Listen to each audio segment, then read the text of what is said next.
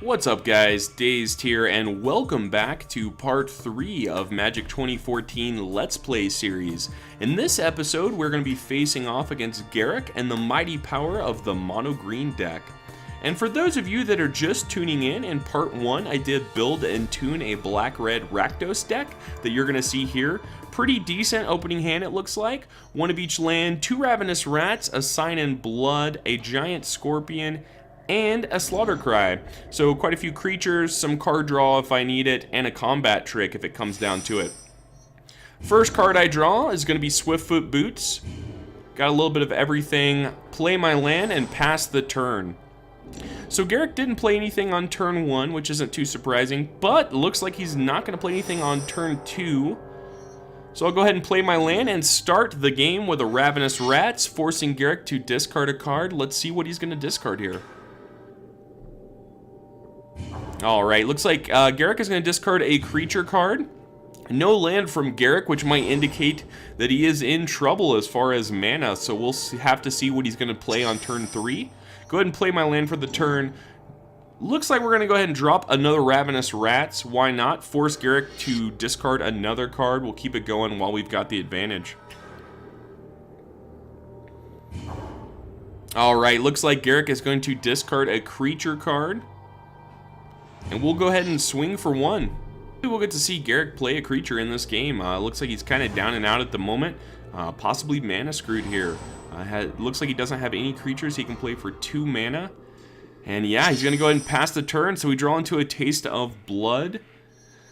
Let's see. Think we want to get another creature down on the board for now. Just keep pushing the advantage while we have it.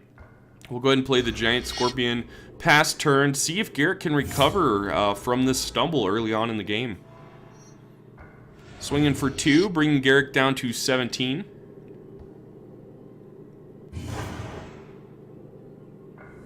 Alright, so Garruk going to second main phase.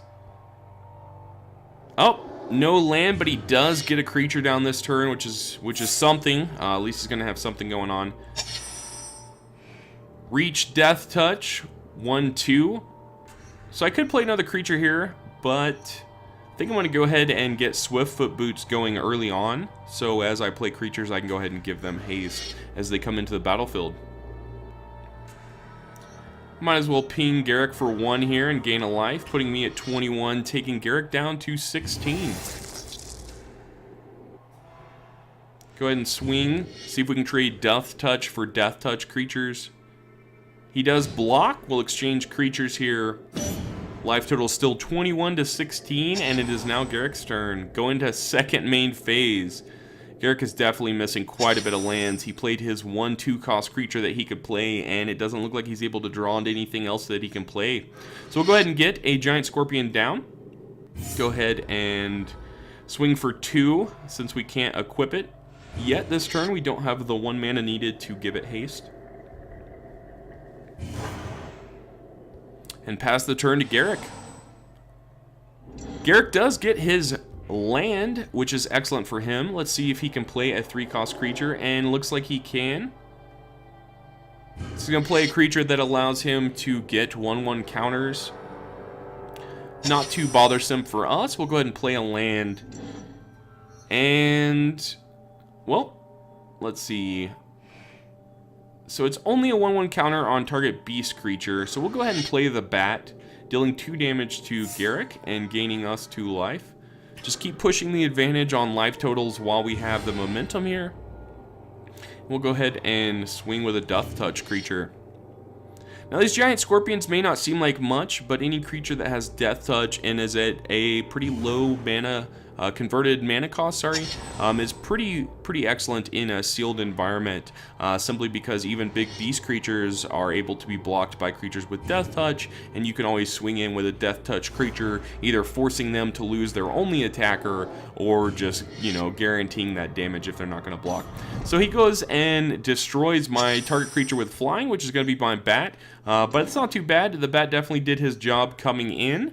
So we already got that 4-point life swing, not too worried. Now, I could use some cards here, so I'm going to go ahead and take myself down to 19, draw 2 cards. Nothing fantastic. Got a land and a Tormented Soul. Go Go ahead and Slaughter Cry my Death Touch guy just to get some additional damage in here. And we'll attack with all.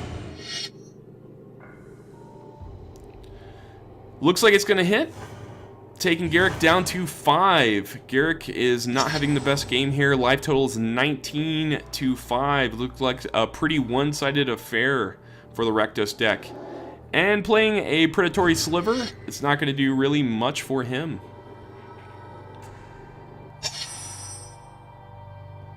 Alright, so for this turn, he's at 5. One creature's definitely going through. If I murder, 2 creatures are definitely going through. We'll go ahead and murder his 2/3.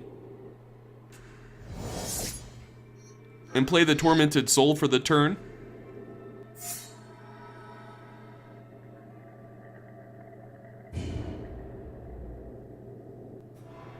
Oh, I guess I should have equipped Swiftfoot Boots there, so I could have swung for 1 more damage with Tormented Soul.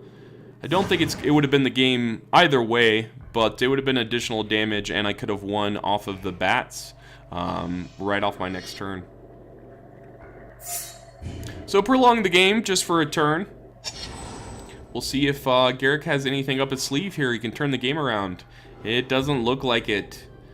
So that's pretty much game over. So I guess we'll go ahead and wrap up part 3 of this Let's Play series. I hope you guys do tune in to part 4, where I'm going to be highlighting a community spotlight and doing something a little bit different. I'm going to be mixing up the deck from Rakdos Black and Red to Orzhov White and Black, based on some community feedback. I did have a subscriber that pointed out the bombs that I have in white and would like to see an Orzhov deck, so please stay tuned for part 4, where we're going to be showcasing the new Orzhov deck with our white bombs in sealed play. Thank you so much for watching, guys. I'll catch you next time.